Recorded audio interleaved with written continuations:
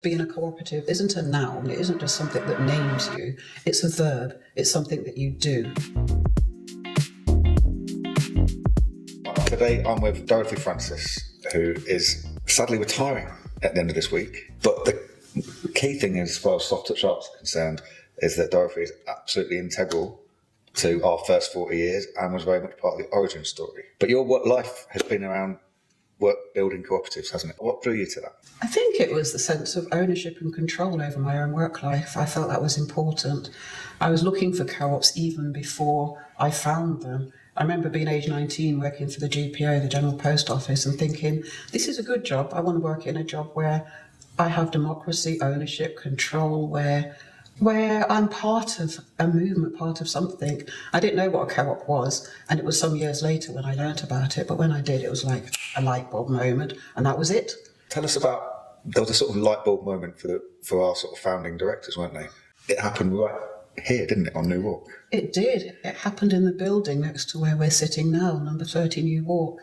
And what happened was that the founding members were walking up New Walk, talking about the fact that they wanted another way to work, a different way to work, a way that was more inclusive, that included them and the young people that they worked with. And they knew what they wanted but didn't know how to do it.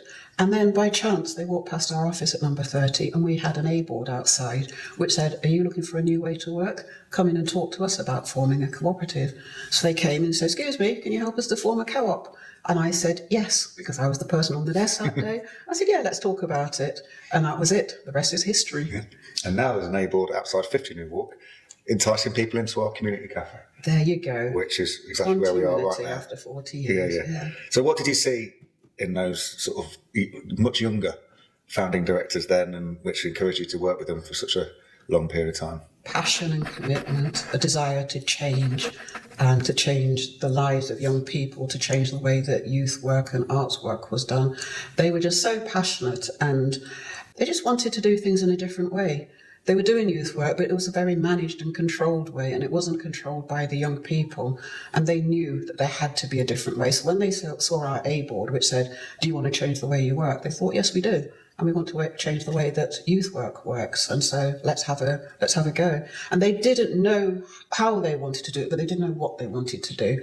And the great thing about working with those founder directors was that they were just so keen, dedicated, committed, and such fun as well. They laughed a lot, so we had good fun together. And what were those early days really like? Was because you were on a learning journey as well, weren't you? And they were. And I was on a learning journey. What they didn't know when they walked into number 30 and asked for help is that I'd only been in post for a couple of months and I was brand new to it. In fact, the whole movement was new. So most of us were learning on the job. What they didn't realise was that most of the time I was only one step ahead of them.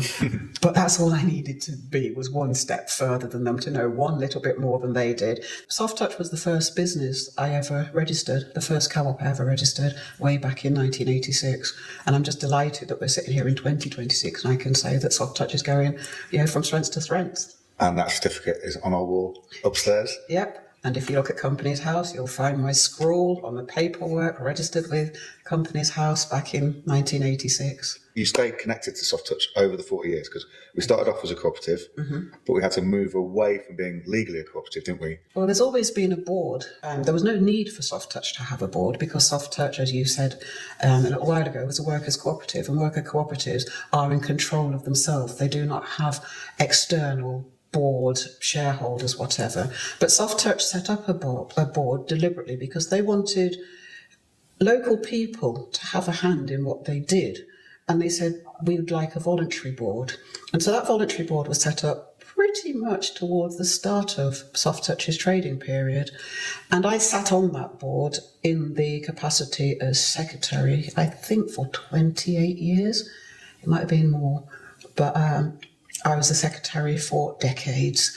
And in fact, when I stood down, Soft Touch actually retired the position of secretary because in the meantime, Companies House had said that companies don't actually need a company secretary anymore.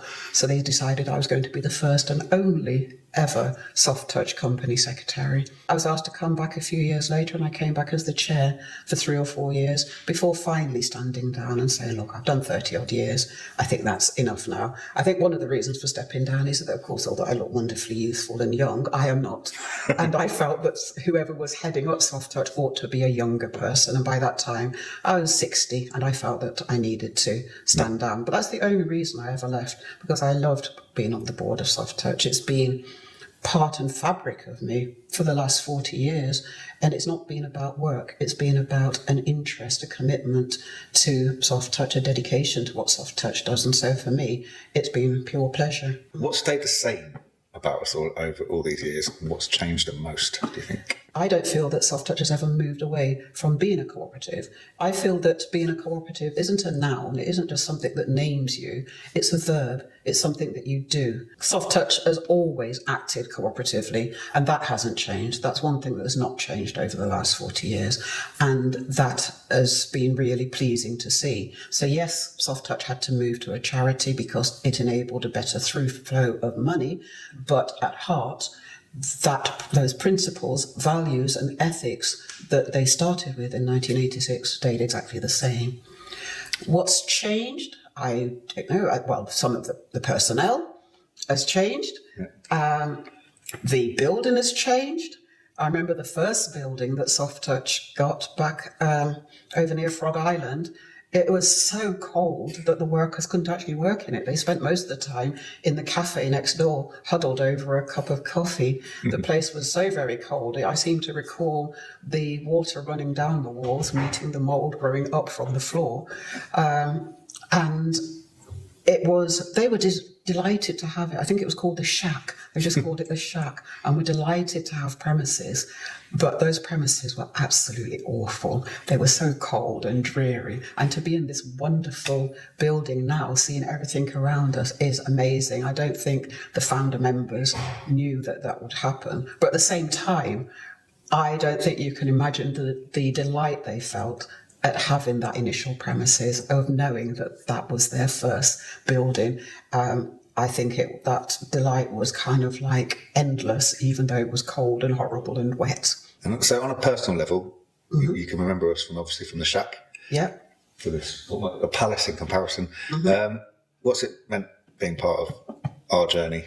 It's been a privilege and an honour to be involved with Soft Touch, to be involved with such committed people who run an organisation which its only purpose is to help the lives of young people. And I cannot say just how wonderful it is to be involved in such work, to know that I've been a part of that, if only on the periphery, to know that I've been a part of helping Soft Touch to help thousands of young people over the years. So for me, that has been my delight, actually. Obviously, you've been very much a sort of guiding hand in helping set us up, evolve us, govern us. So what encouragement and advice would you give for our next chapter, for our next 40 years? I'd say keep on keeping on. Keep the ethics, the values, the principles, because that's what Soft Touch is built around, and that's what makes Soft Touch different from other organisations. So I think it's very important that that origin story continues to be told, that the cooperative element continues to be promoted, even though Soft Touch may not technically be a co-op. As I said earlier, I think that it is a co-op in the terms of the way it acts, and I think that's what's important to maintain. I think it's also important to maintain that quest for change and for difference that Soft Touch has always had. Soft Touch is not the same organisation that it was in 1986, and if it was, it would not have continued. It couldn't exist. Soft Touch has always been on a quest for new ways of working, new partnerships, new things to do with young people, and that is what will take Soft Touch into the next 40 years. We don't know where we'll be in 40 years' time, but I hope that Soft Touch will be there, and Soft Touch will still be innovating and finding new things, that even in 40 years' time, there'll be something new which Soft Touch has not done before. And they'll say, gosh, you would have thought we'd have been doing this 80 years ago. I doubt any of us will be here.